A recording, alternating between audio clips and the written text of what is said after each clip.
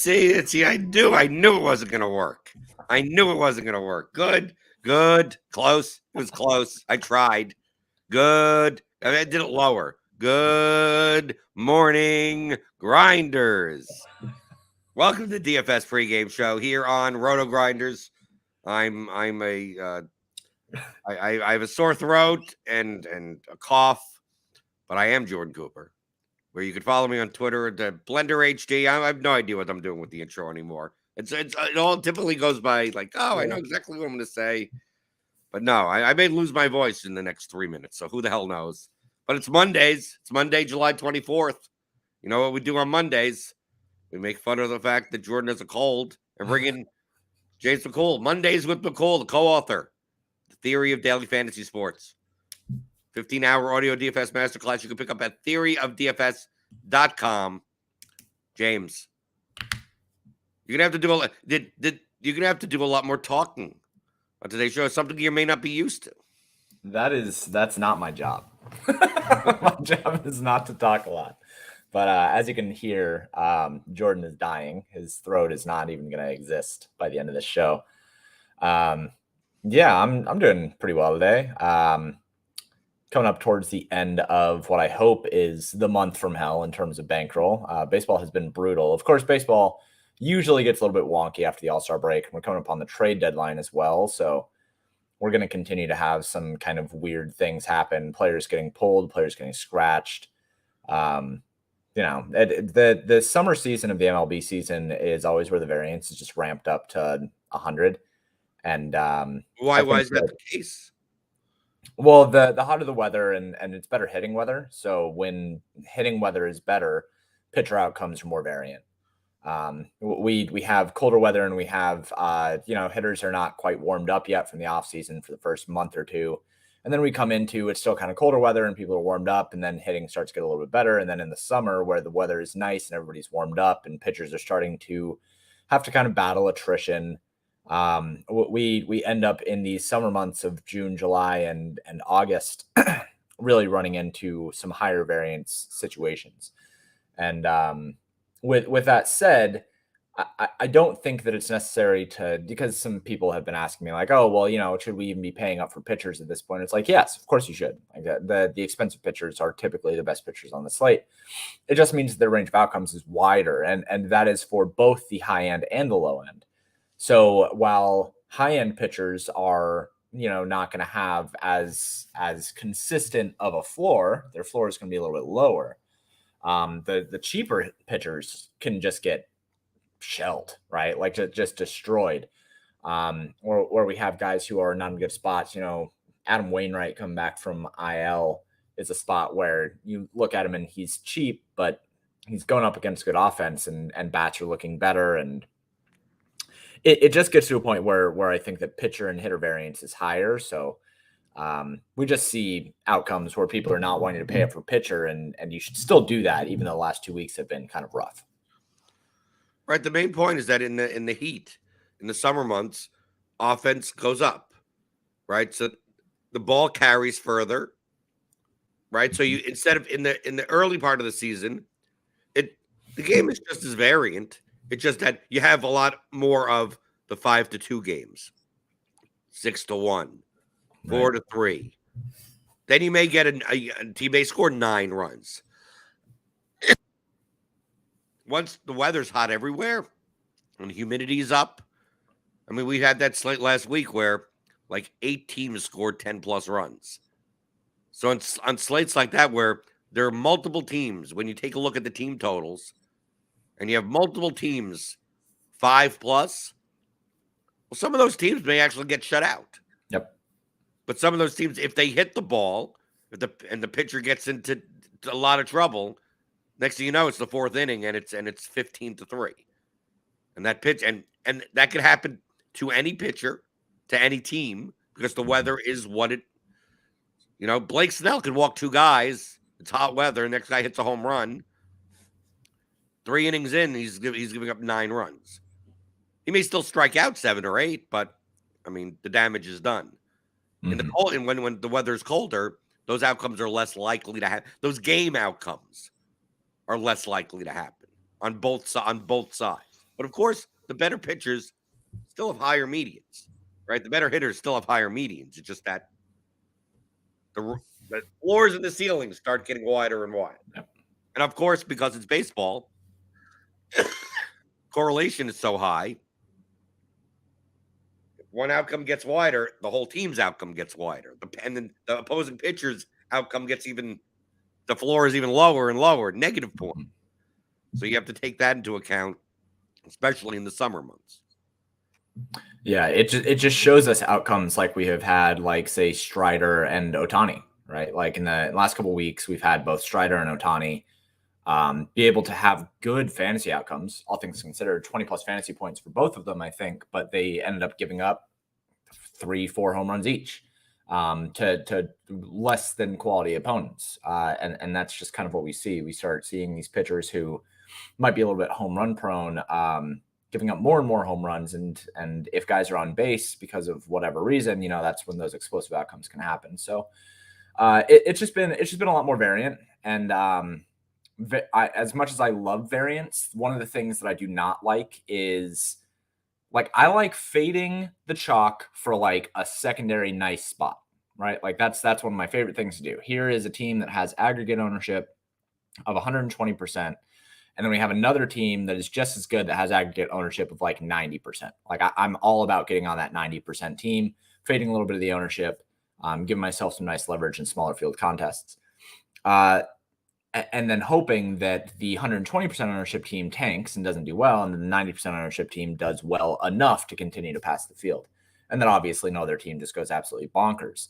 The second part of that statement is every other team is just going bonkers. Like the other day where we had those 12 teams put up 10 or more runs, it's like that's a complete lottery. There's nothing that you can do about it. Like if you were on one of those 12 teams, you look at a stack and you're like, oh, I was on X team and they put up 11 runs. Like I should have made money. And 10 other teams also put up 10 more runs. And like the other teams had more home runs than your team. And right. Well, DFS it's a relative game. So it's not a matter of like, well, I scored 190 points and that would have won a GPP any other day. Right. Well, when half the teams score a lot of runs, then the most valuable time is I win most of my baseball slates. My big wins typically come on slates where the highest scoring team put up 8 runs. Yep. Right. And the highest scoring team is the Tigers or the Royals or some vomit inducing stack that only costs like 17,000. But I didn't win because the Tigers put up 8 runs. I won because no one else put up more than 4 runs. Right. Right. And everyone else played these other teams. And since so many pitchers did well, I got the 2 best pitchers because I was able to pay for them and had the stack that went off for 8 runs that cost very little. Yep. Only because relatively the team scoring 8 runs was twice as much more than anyone else on the slate. But when you're rostering the team that scores 12 runs and 5 teams score 12 runs, relatively doesn't mean that much.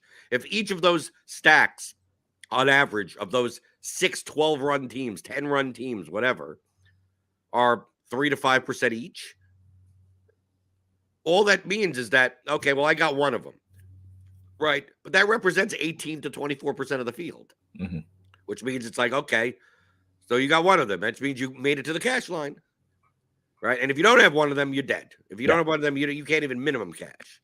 Yep. But it's like, but you didn't do anything special because 20% of the field has some 5-man stack of a team that scored 10 plus runs. And that happens, getting back to the original point, that happens a lot more during the summer. Yep. Than in the beginning of the season, in the beginning of April, where a lot of teams are playing in 55-degree weather and not 95-degree weather. Yeah, and I'm exactly the same way when it comes to my wins. My wins have mostly been when the chalk fails, when like very popular plays fail, and there's a low scoring slate. 120 fantasy points, 130, whatever. Not these 195 points needed. 230, 240. Yeah. Like I'm not going to do well if multiple 30% owned players are crushing, or even I do well I think I do well when chalk pitching fails specifically, because usually I'm not on a lot of the heavy chalk pitchers. But regardless of the point, like it's just justifying the relative value of the point. You said before the show that you want to talk about NFL. So I wanted to. We talked last week. I tried. Yeah. We were talking about the running back crap that's going on. Yeah. I try to figure that out because I you know me, I don't care about NFL football typically until like 36 hours before the first DFS slate. Yeah. And at the way this looks, I'm not sure if I could do a show tomorrow if I'm the only one that's going to be talking on a show. But I talked last week about just trying to figure out what the running backs were complaining about.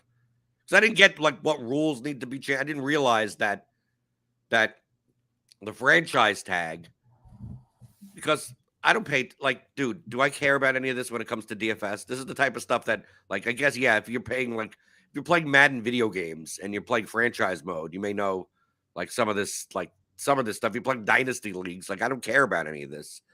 That basically franchise tags are, I always thought that means, we're going to tag you, franchise. That means you're our best player and you get these benefits. But I forgot that any type of agreement with the CBA, with the union, if it sounds good, that's probably against the players, right? It's like if it sounds franchise tag, that's a good thing. No, it probably sucks for the player.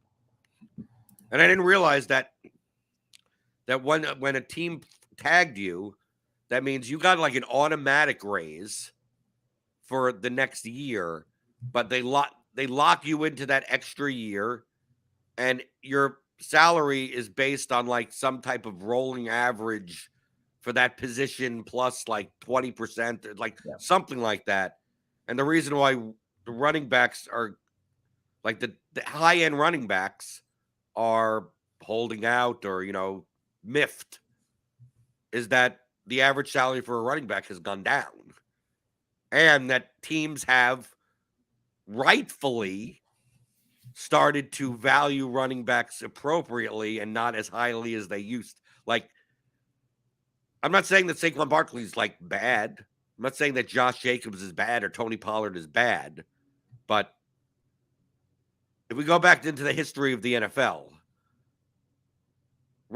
star running backs were always treated as like the high skilled players, regardless if some of them get injured too often, like it's the most injury prone position.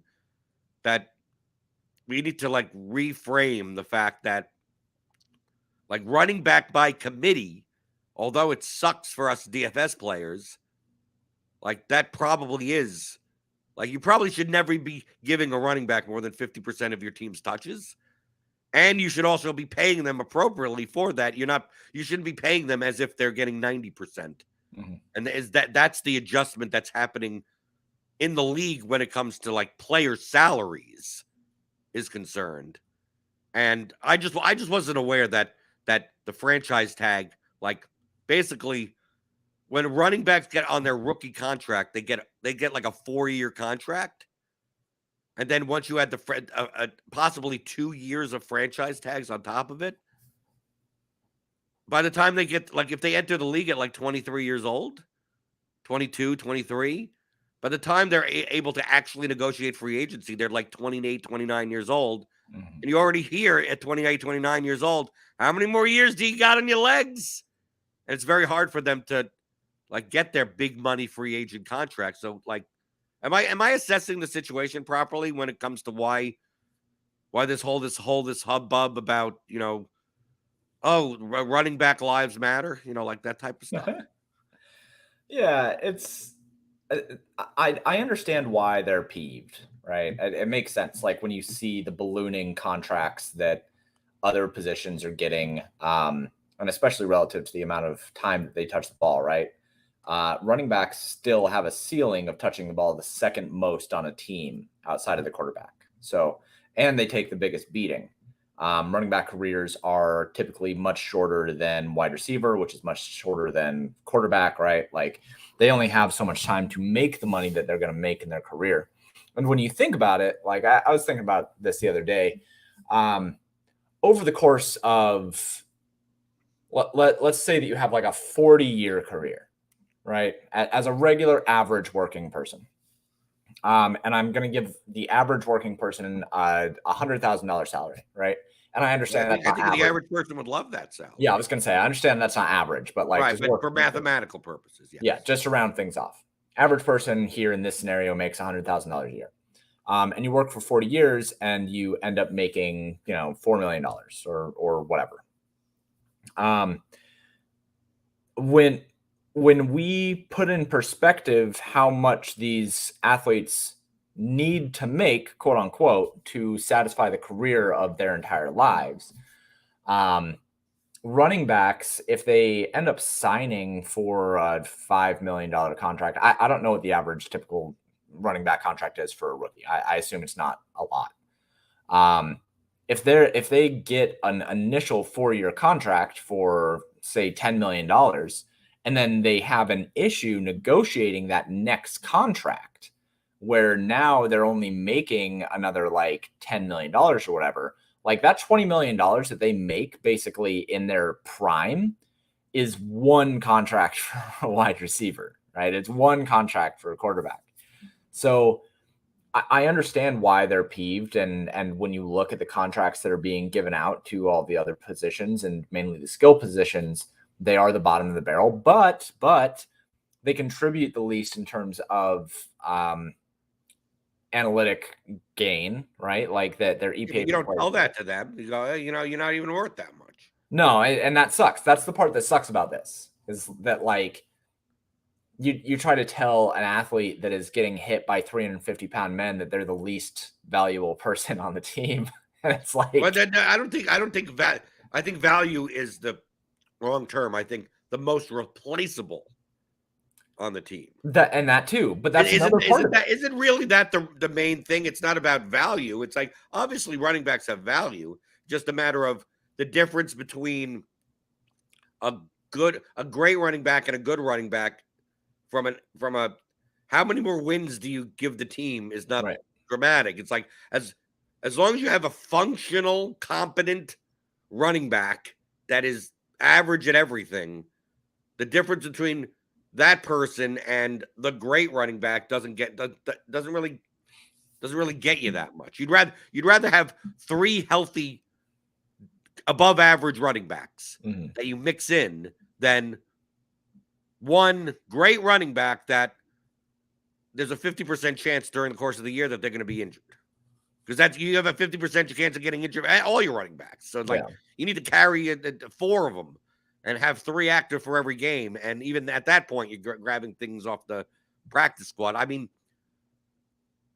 when it comes to running backs, and JWH in chat said about running back values for best ball, because I wanted to turn this a little bit more towards DFS, but it seems like running back ADP in best ball is getting too low. I don't necessarily think that's the case. No, I would say the same thing in DFS. I think people equate. This happens in both best ball and DFS. So, James, if I gave you a let's say I asked you this question, I said we use best ball because there's even more variance in best ball. You have a choice between who are the top 5 wide receivers in the league for like best ball? What, like Jefferson, Tyreek Hill, Diggs, something, those types of wide receivers, right? Yeah, I can tell. I don't follow. It's Justin Jefferson, Jamar Chase, Cooper Kupp, Tyreek Hill, and Stephon Diggs. Okay, so those are the 5. Yeah. Okay. If I gave you a choice, now what are the top 5 running backs by ADP? Christian McCaffrey, Austin Eckler, Bijan Robinson, Nick Chubb, and Jonathan Taylor. Okay. So this you have to think of variance, not in the terms of like what happens over the course of a season, of how could you exploit variance? So like the top 5 receivers. If I told you, James, that I will give you on your team, your fantasy team, your best ball team. You get to have one of these guys, but I will randomly select one for you. Do you think that at the end of the year that the difference between those 5 wide receivers are going to be that dramatic at the end of the year?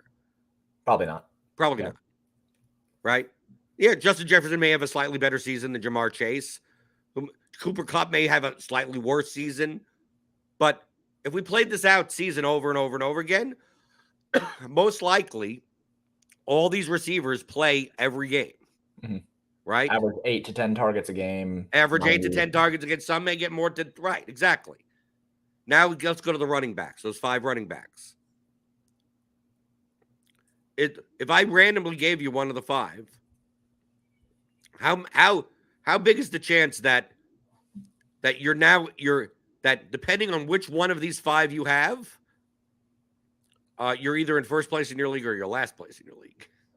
Yeah, pretty significant. Right. It's actually more likely that happens because you're going to draft one of these guys very high, and in week 2 they're going to be out for the year, right? Or they're going to be great for 6 weeks and then be out for 4 weeks, and then you miss your playoffs and they come back for the playoff weeks and it doesn't even matter to you. Or the team has changed their mind and now they want to have somebody else in on third down instead of Christian McCaffrey. Right. These running backs aren't workhorses anymore. They become 40% timeshare backs, right? But it could also be the other way. A guy that one of those guys could be like, nope, we're leaving him on the field for 95%, and he never gets injured the entire year. And then you're like, well, if you had that guy, you probably won your league. But the thing is that it could be any one of those 5 guys. Mm-hmm. The wide receivers, the season-long variance is much smaller. They're going to get their 8 to 10 targets. They're probably going to be healthy for most of the games, right, on average. It just matters on who caught the touchdown pass, what teams happen to be better than others, the 12 and 14 versus the 6 and 10 team. But the running backs, it's like, dude, one of those guys is going to have like 1,400 yards and 20 touchdowns and 40 receptions.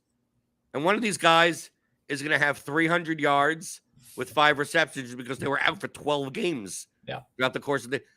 Good luck telling me which one it is, because no matter what, this guy's injury prone. Like, dude, there's no way to predict that type of stuff.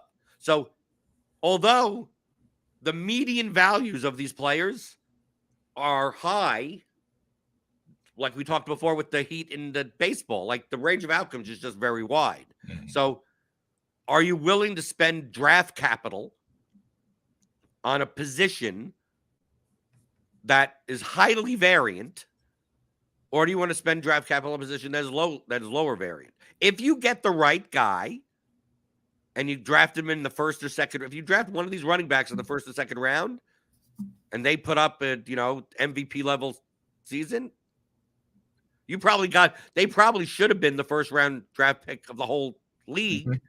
And they were picked the 108, or they were picked in the second round. Yeah. And it's like, well, had I known this, if they would have stayed healthy and caught 5 balls a game out of the backfield, this guy should have easily been the first pick of the entire draft. Yeah, but which one is it? Right? Out of the top 5-10 running backs, good luck. Do you want to spend that? But you know that when you pick Justin Jefferson, you know what you're going to get, essentially. So why are people picking people are picking running backs lower and lower? The ADP is getting lower and lower. It's like on average 4 running backs, yes, but if you pick the right running back early, you can win your league. Just like we talked about last week, when we talked about best ball, James, it's very easy to analyze data from the past 3 years and go, well, you know who won these leagues? The teams that had the best performing players. So that's what your draft strategy should be. Just pick the guys. They're going to score the most points. So when it comes to the ADP with running backs, if you could pick the 8 one-offs in baseball that hit the 2 home runs, like Go do that. But good luck. Who can do that? How much variance is there to pick 8 home runs today? You can't. Yeah. So in general, aren't based on the concept of these running backs versus wide receivers, shouldn't you be drafting running backs much later on average? Yeah, it's funny. Like 5 years ago, running back used to be the more secure position, and wide receiver was the more volatile one. And like you would always talk in DFS 5 years ago, 6 years ago, 7 years ago. How long have I been playing DFS? My God. A long time ago, we would talk about how wide receiver was variant and running back was more consistent. We would buy into running backs being the position that we should pay up for in DFS, and then wide receivers being the position that we would pay down for. Why was that the case, though? And that was because running backs were more consistent. They were getting 90% of the carries. There were bell cow backs. There were backs that were deserving of the price. We had the Le'Veon Bells. We had the Todd Gurleys. We had David Johnson. Yeah, David Johnson, right. Yeah, we had these running backs who were very, very heavily involved in the offense and were averaging something like 30 touches per game. Like it was gross. And so because of that, it was better to pay up for running backs than to pay up for wide receivers. And then the script kind of flipped, with Cooper Kupp and with these very, very high volume wide receivers, these guys that have a floor of like 7 catches per week and 60, 70 yards, something like that. With that flip, it's now that running backs are more volatile. And we see that still carry over into best ball, where the consistency of wide receivers is just so much better on the high end, specifically on the high end, that we would rather spend the draft capital on wide receivers rather than running backs. Now, to your point, JWH, of saying that everyone promotes these no RB strategies that are still somewhat unproven and that you want to be contrarian because of DFS and it makes you want to do the opposite. So while we're still working with a lot of heuristics in best ball, and while we still don't have like designated strategies, we talked a lot about that last week about how a lot of these strategies are unproven. We can still look at market value as something that is going to find equilibrium eventually, and work towards equilibrium. And what we are seeing is, in the same way that DFS strategies will carry over into best ball, that is one strategy and one kind of trend that has carried over that makes a lot of sense, in that running backs are less consistent and more volatile. Thus, you shouldn't pay as much to have them. You can think a lot about ADP and the draft capital in best ball as the same way that you would think about salary in DFS, where if you're spending your max salary on someone, you want them to be the most consistent source of fantasy points that you can find and have a high ceiling. That's wide receivers right now. That's Justin Jefferson, Jamar Chase, Tyreek Hill, these guys who have high averages and high ceilings. Whereas running backs might still have the high ceiling, like Leonard was just talking about. They can win you your league, but the consistency is much less. Their range of outcomes is considerably wider, and their deviations are much wider within those ranges. So when it comes to buying running backs, quote unquote, in best ball, what we end up seeing is that they are starting to go later in drafts, mostly because the market is becoming more efficient on where we should be drafting certain positions in the high end. And I say that specifically in the high end because I think that as we work into the middle rounds, that's where things get a lot more muddied up, and where you can find a lot more values is on these guys who are in like round 4 to 8 or whatever. In that range, that's kind of what we would consider the 6K, like the 5,500 to 7,500 range for DFS. Right, for running, right. And that's, that range is where a lot of people, myself included, I'm sure Blender included, make their money when it comes to the DFS season, is being able to look at that range and say, here are the guys who are overpriced, here are the guys who are underpriced, here are the situations they're worth exploiting, here are the circumstances that we need to pay attention to. And then no matter what, Cordell Patterson kills you. Right, every single time. Yeah, you literally do not. $7,200 Cordell Patterson with 12 touches ends up killing you and scores not 29 fantasy. Right, yeah. And he, we run into those situations with best ball as well, I think. But that's kind of where I think that when we're looking at and considering how much a running back is worth in best ball, in those upper ranges, those first 3 rounds, ADP and where people are drafting is just becoming more efficient. Like running backs are falling farther and farther back, and wide receivers are rising up because that consistency of wide receivers and tight ends is starting to become much more efficient. Whereas those middle rounds, you can find a lot of values, and then towards the later rounds, that's where you're taking your flyers. You don't really want to be super heavily on guys who are being drafted after round 8 because their consistency is just so much lower. And if we're thinking about it in terms of GPP, you would rather be exploiting the cheap guys that are lower owned rather than higher owned. And, well, and that goes to me, that's the key point. Like this, people want to play contrarian. Like people peg me, oh, you're a contrarian player. I'm not a contrarian player, right? Contrarian doesn't mean do the opposite of what everyone else is doing. Contrarian means what you should be doing is you're exploiting the mistakes of your opponents. That's all it is. Exploiting the mistakes of your opponents. How do you exploit the mistakes of your opponent? What are they doing too much of? What are they doing too little of? Now, it could be that, oh yeah, well, a lot of people are already drafting running backs a round or two lower than they have been in the past. But so everyone's doing that. So I'm going to do something different. But what happens if that's where you should be run? Like that doesn't mean they're doing something wrong. That just means they're doing it a lot. Are they doing it as much as they should be doing it? And if the answer is yes, then by taking a running back first round or whatever, you're not exploiting their mistakes. They're exploiting your mistake, right? So it's very similar to ownership. And, I always give the NBA example. The 78% owned guy that, projects for 7 million median. And you go, I'm going to be contrarian. I'm going to fade that guy. It's like, yeah, but the guy should be 95% owned. Right. You're actually exploiting people's mistakes by playing. Right. So I view it very similar to this, that how are people making mistakes? And sometimes, and I think people get in trouble a lot. And this happens in poker often also. Fancy play syndrome. Yep. Where sometimes, and I want to highlight this because I did the Advanced Sports Analytics show with Brandon Adams for 2 years.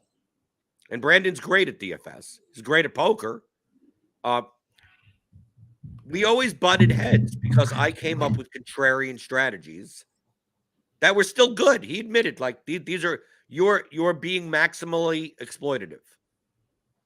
But he also said it's like most of the time when he plays the Millie Maker in NFL, when he plays the small field contest, it's different. But he says when he plays the Millie Maker in NFL, he does not care what the ownership is of his lineups. And he go, well, why shouldn't you care about the ownership? And he would admit and said, yes, you should care. The thing is that in those fields, the Millie Maker in NFL on DraftKings has 40% of the entries are awful. Yeah.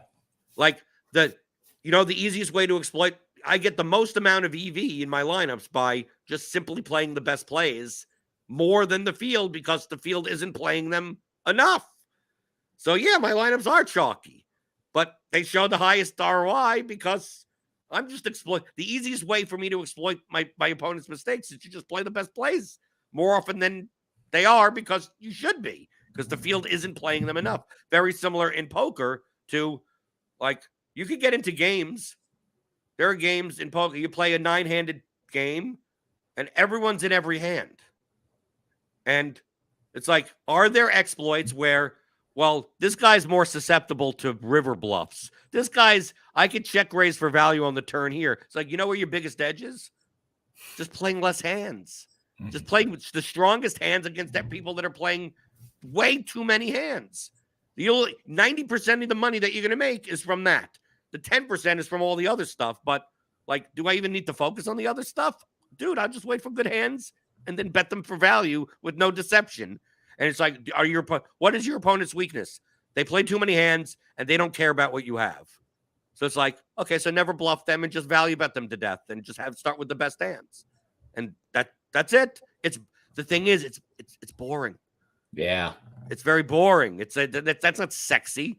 for me to just tell people, okay, you're in a really horrible best ball draft, right? You're in your office league. Like some people do that. I'll get socially out and about or something. Someone will know that, oh, I'm fantasy football, whatever.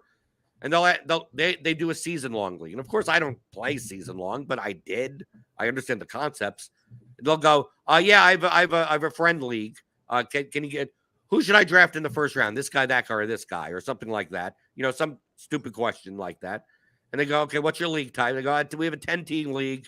And we start one quarterback, 2 running backs and whatever, whatever. Is it PPR score? Yeah, it's PPR, whatever. And I go, and I asked him, I said, tell me the first round of last year's draft.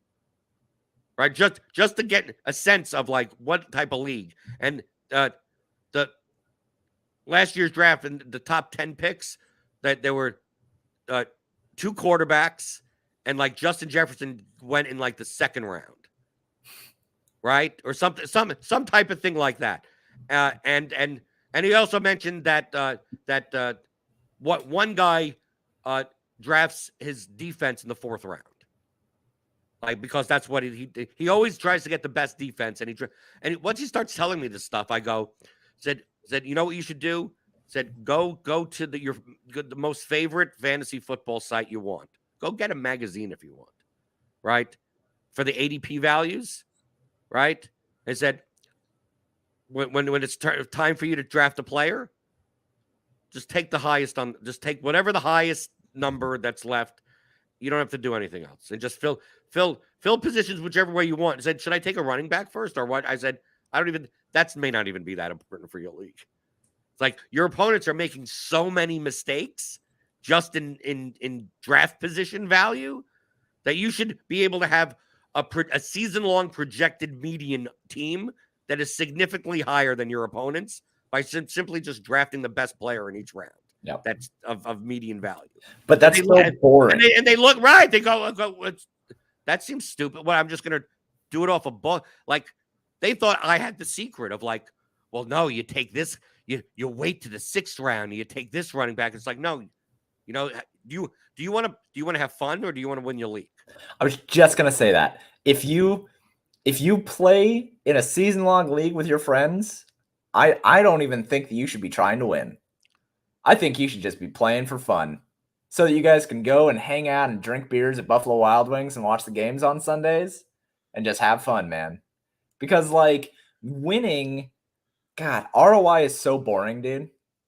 It's so boring. Like, when you think about maximizing ROI and you think about maximizing EV, like, the way that I teach people how to play DFS and then the way that I catch myself sometimes playing DFS can be so far apart.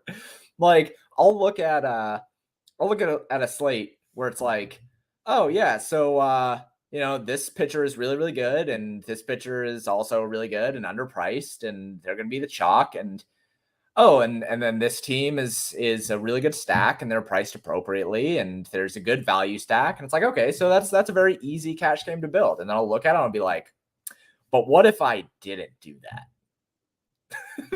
Like, sometimes I just do that, and I think to myself after the slate, I'm like, man, what is wrong with my head today? Where, like, I know exactly what I could have done. I could have just built that, and then I could have said, okay, where's one pivot that I can make?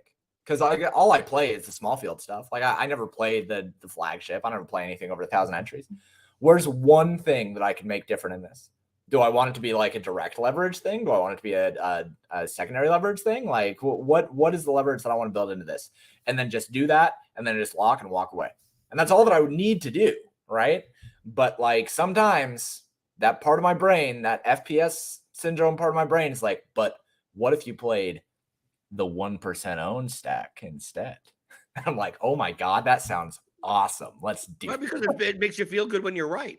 It does. I know. And that's part of the other thing about fantasy play syndrome is that you feel like you were smarter.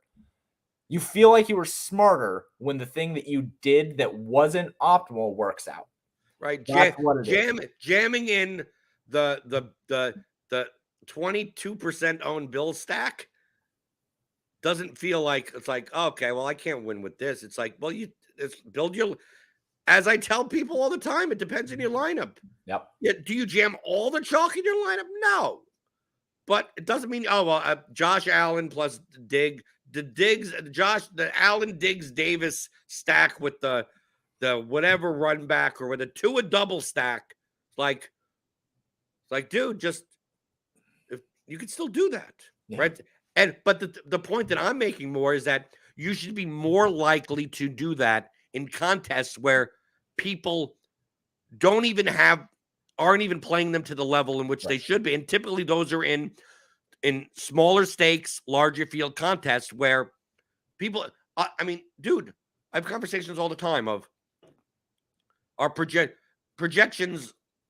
People say it's like projections aren't an edge anymore, right? Everyone has projections. And I go, have you downloaded some contests recently? Right? Have you downloaded some contests recently? Even in NBA, right? Where projections, like, dude, truthfully, as long as you get the minutes halfway decently, projections from anywhere, whether you get it from RotoGrinders or anyone else, are fine. My answer to anyone when they say, who has the best projections? I'm like, that's not the question you should be asking. Your question should be asking, do you have projections better than what you can do? And that's it. Like, as long as you have numbers, you're fine. Don't worry about who has the slightly better and how they measure which one is better, because then we'll get in a whole argument with that. Said, but download this at NBA. It's like, oh, can't play NBA large field contests. Everyone has good projections. I said, have you downloaded these CSVs? A quarter of the field have built lineups as if projections don't exist. I in my contest sim that I'm still working on, that I have not finalized because I've been busy. I pretty much put it together to where, like, for baseball specifically, like 25% of the field that I'm creating is just like the dumbest lineups that can be created. Because it is what it is. And what's just as funny is that something like 10% of the time, those lineups still win. Right. Like, but of course, but they win. They still have like a negative, like 70% ROI. Right. And there are more of those lineups that are one of them will win, right? One that in poker, that's called implicit collusion. Right. Right. It's just that you're playing that game, that poker game. I'm playing a 9-handed, 10-handed poker, 10-hand full ring. And I got pocket aces and I raise and everyone calls. Right. So we're going to the flop 10-handed. I may have 30% equity, but like 70% of the time, one of these other hands is going to, I don't know which one it's going to be. And I have more, and I'm getting the money in good. I have 30% equity and I'm getting paid. I'm only putting in 10% of it. Like, that's where your money is made. Yep. But most likely by the time the hand is over, 70% of the time I'm going to, if no one folds, I'm only going to win 30% of the time. But fortunately, I'm going to win like 8 times more money than I should. But one of those hands, like, you're going to lose to that 7-9 offsuit. Right. But if I don't lose to the 7-9 offsuit, I'm going to lose to the 2-5 suited hand. It's going to be one. That's they're not colluding against me. It's just that there's 9 bad hands and there's only 52 cards in the deck. So one of these, someone's going to hit 2 pair or something.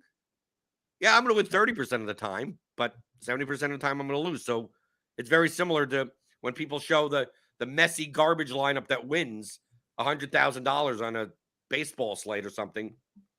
Look, this guy did it. My first reaction is like, show me where he did that before. They never could show. It's always a single bullet lineup of someone that's never, that if you looked at the past contests, it'd be like this. It's not like someone regular doing it. Yeah. So it's like, yeah, these are when 25% of the lineups look like this. 15% of the time, one of them is going to win. 10% of the time, one of them is going to win because they just represent. It's very similar, James, to the quiz question I give to people a lot. That the NBA example. 80. If I told you that some $3,800 point guard, you know the common scenario, the guy that's projected for God knows how much, he's 90% owned. Yeah. And let's say he's 4K and he scores 25 points. Now, he may have been projected for more than that. I mean, let's not even say 25 points, 20 points. Yeah. Only 5x. He was projected for 26. Right. He's not, but so he underperformed. Yeah. Right? He's 90% owned. I will ask someone, I said, what chance do you give me a number? What chance that this guy is in the winning large field GPP lineup? Most people tell me very low. And I go, it's at least, I'd say at least 50. At least I'd tell them there's at least a 50% chance that he's going to be in the winning lineup. Is it going to be 90%? No, but they're acting as if, oh, he didn't score enough points, so he's not likely to be in the winning lineup. It's like, well, you didn't consider the fact that out of the 30,000 entries in the contest, 27,000 entries have this guy in it. Mm-hmm. Right? So, like, just by pure volume, like, the other 3,000 lineups that don't have this guy have to beat out all the other lineups independent of what that guy scored. The guy could have scored 0, and he still has a good shot at being in the winning lineup because there's just more lineups that have that guy in it. So people don't relate that together of like, oh, well, I'm going to fade that guy. And when he scores 20, dude, you still have to get all the 7 other positions right. I mean, like, it's not, you don't just automatically win there. Yep. Like, it's just that when the other guy scores, that guy scores 50 points at 4K, like, you didn't gain anything. Yeah. No, you're right. And in that scenario, you're just shot. You're just shot, right? Because there's no way you can. There's pretty much no way, from a projection standpoint, you're going to make up that many median points from any other for that little amount of salary. It's almost like you're playing against people that were able to build 55, 56K lineups. Right. And you could only build a 50K line. Yeah. And the other part to that too is, like, not only are you considering the 90% of people that have him and saying, that if he only scores 20 fantasy points, it's 90%. The other 10% of lineups, if they don't have him, what are the quality of the players that do not have him in those 3,000 lineups, right? Like, sure, there's going to be some subset of the lineups from the really good players that are just hedging against their exposure to that player, but some of those lineups look like, dude, you take a look on those basketball slates where there's 2 big value plays, mm-hmm. right? Where there's like 2 guys at 4K, and then you look at like the sharp players, and they both have like 95+%. They basically just locked them. Right. Oh. Basically, and maybe they have some lineups that only have 1. Go find the lineups that have neither of those 2 players in it. The chances of you of finding those lineups that were built like, well, if you didn't play these 2 players, well, you should have at least played this guy. They don't even play that. Like, you take a look at these lineups, and it's like, if they weren't even able to identify that they should be playing these players, like, how good could the rest of their lineups? I mean, like, it's like their portfolio of lineups. Most of the time, you're finding people that aren't playing 150 lineups. You're playing, these are onesies and twosies and stuff like that. And then on the rare occasion when both those 2 players get injured in the first quarter or something like that, and you could win that way. But isn't that the whole purpose of DFS? We just like at the poker table. Like, dude, I don't complain when my aces gets cracked by 2-5 suited, calling 3 bets pre-flop, and then I mean, like, and going for a gut shot on the river to a double the pot size bet. Like, dude, I want them to put money in. Mm-hmm. And if it wasn't for the fact that yes, they'll win 7% of the time there, that they'll never come back to the poker table. Like, they're going to lose too quickly. You always tell people to find another lineup from that person where they won doing that lottery build. Yeah. I always just say, I'm really happy for that person. I hope they never play DFS again. Just walk away from the table after you have won 50K on a parlay lineup that doesn't make any sense. No, but we want them to keep on playing. I like seeing that because I want them. Oh, no. I would love for them to keep playing, but like the side of me that wants everybody to have a good life, like I hope that person, for the betterment of their life, just walks away completely. Just quit DFS. It's like you got incredibly lucky, and it's just all downhill from here. Yep. I am hoping that that's me after the live final. I hope that I'm incredibly lucky, hit for $1 million, and then it's just like a slow, casual drip of some amount of money every single month. But after I win the $1 million. Daniel Hutchins says there are even some mistakes that do not admit much exploitation at all. You just continue to play your superior strategy. That's correct. Yep. And he also says, feels like there may be some overlap between players with fancy play syndrome and conspiracy theorists. Yeah, I mean, probably a little bit. But like, I have fantasy play syndrome every once in a while, and I'm certainly not a conspiracy theorist. I think that it just comes from like, or I think maybe it comes from I think maybe very similar to what people say. Oh, you can't beat NBA. Everyone has projections. It's like I think people overestimate their competition. They just assume everyone's like them. They go, well, obviously they have a projection model, and obviously they're running lineups, and obviously and not realizing that I know it's 2023 and DFS has been around for more than 10 years, but there's still enough of the field in the large fields, in many of the contests above the rake, that there's still an edge there. It is smaller than it was, but people overestimate the skills of the field. Yeah. So they go, it's like, oh, I need to do something different, right? You look at a slate and you go, yeah, I guess everyone's going to play the Braves. Well, no, not everyone's going to play the Braves. No, I mean, not everyone. 30% of the field, right? And but sometimes you do that, James. Sometimes you go this happens in football all the time, especially since it's weekly. Yeah. Yeah, you have the slates where everyone's going to play the Cowboys. It's Wednesday. Everyone's playing the Cowboys, obviously. They have a 56 total game, indoors or whatever. Everyone's playing the Cowboys, James. On Thursday, everyone's playing the Cowboys. Who should we play? Like, you know what? Why don't we just play the Bills? Right? I know it's not the greatest of matchups, but it's still a 48-team total game. The stack is a little bit more expensive than it should be, but that just means it'll be lower owned. Friday comes around. Yeah, I think it's a good idea to play the Bills because everyone's playing the Cowboys. So let's play the Bills. Then I'm building a lot of Bills lineups. Saturday, I got 25% of the Bills. I X'd out the Cowboys, right? Because they're going to be way overowned. So overowned that I'm not even going to bother. Yeah, I have 50 lineups. I didn't even bother playing a Dak Prescott stack because they're going to be so overowned. Sunday lock hits. Josh Allen is 18% owned and Dak Prescott 7% owned. Yeah.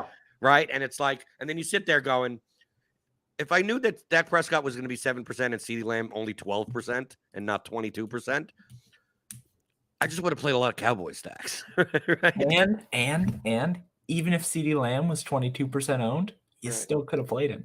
Right. You still could have played him. Right. My favorite phenomenon in NFL, specifically NFL, is when we have like a $4,500 running back at the beginning of the week who is looking like he's going to be like 40% owned chalk or something. And he projects well, and nothing changes about his projection. And then Friday, we see a running back is listed as not going to play. And then their $4,800 backup ends up being like 45% owned. And the $4,500 running back that was going to be 40% is like 10%. Right. It's like, what are we doing? It just, you could, that guy's still good. That guy's still really But he's good. not as new. I was thinking about him for 3 days. And now that this new person is here, I think the new person is better. It's my favorite phenomenon in all of NFL DFS is that flop lag chalk idea that people just like jump from one boat to the next and just completely forget about a really good value for no reason. It's my favorite with those running backs are something will happen, right?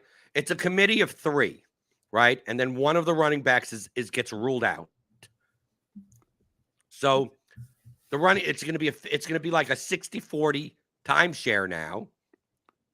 And everyone is playing the 60% guy with the 60% timeshare at like at 5K, right? So 5K, it's like normally he would have 40% of the work. Now because the third guy is gone, we think he's going to be up to 60% of the work. And He doesn't even catch that many passes, right? He's just now going to get more. He's going to get more carries. Like we could project him for a median of like 20 carries, right?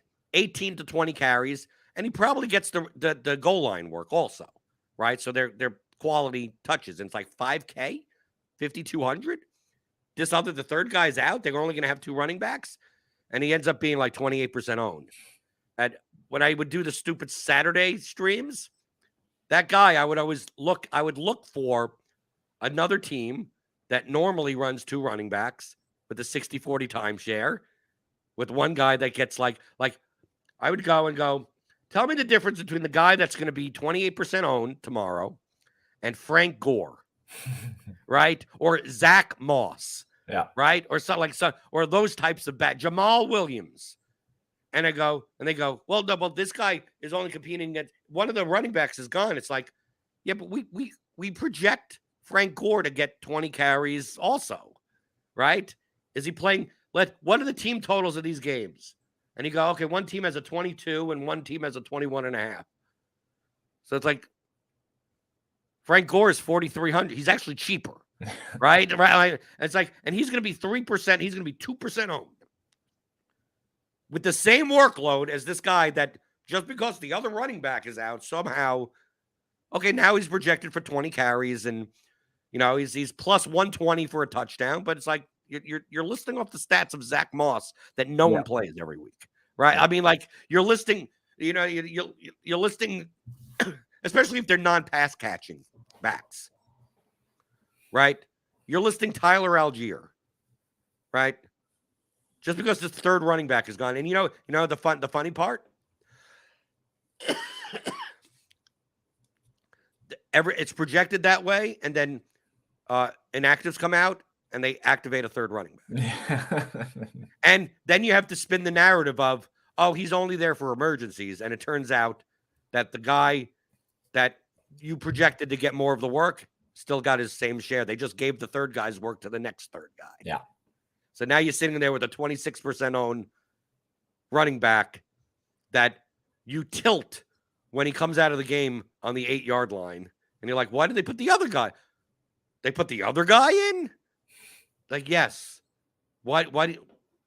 Getting back to the very original point, even in DFS, like I don't plan. It's quite possible that I don't pay more than $6K for a running back in any of my lineups the entire year. That essentially it's quarterbacks, wide receivers, and I'm punting everywhere else.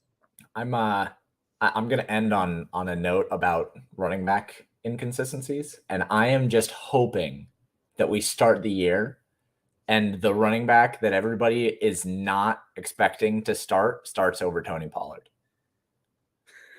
I am so who I think it's Malik Will. Who is it? Hold on. Well, isn't Pollard holding out or something? He may not even play. It's Saquon Barkley and I thought Barkley, Jacobs, and Pollard are. I know it's Barkley and Jacobs. It's Malik Davis. Oh my God. No, what would be even better? Ronald Jones is on that roster. Imagine the start of the year and it's Ronald Jones over Tony Pollard. And the entire industry. Remember, I don't follow anything. What happened to Ezekiel Elliott? No, Zeke didn't get his contract renewed. Oh, so where's Zeke playing now? He's not signed yet, I think. This is the value of running backs. Remember, Todd Gurley couldn't get signed anywhere after. Yep. So Zeke Elliott is still a free agent now on July 24th. I believe so, yes. Doesn't that kind of cement the fact that the Cowboys shouldn't have been paying him that much for all those years? I don't know, man. I think that they're whatever. We're at the end of the podcast. Zeke is just Eddie Lacy 2.0. He's just going to be fat after the season. Whatever. We'll just end there. Okay, James. People can find you at paydirt_DFS. Paydirt_DFS on X.com, since Twitter is renaming it. X. I don't think it's. Dude, he's using a Unicode symbol as the logo. If you look on you can't even trademark that. Who does that? If you look on desktop, It's 2023 X Corp now, man. X Corp? I'm dead serious. Yeah. But it's still Twitter.com. No, look at the branding. Yeah, but I'm saying, but I still go to Twitter.com. And then go below the what's happening. Right. Welcome to X. No, look below that. Look, see, X Corp. Oh, 2023 X Corp, but it still says tweet. Well, it won't for long. Anyway, you can find me Patered_DFS over on Twitter/X.com. You can also find all of my models and everything like that over at PateredDFS.com. But do you realize this X symbol is the Unicode? Is a Unicode symbol? Yeah, I realize that. Yep.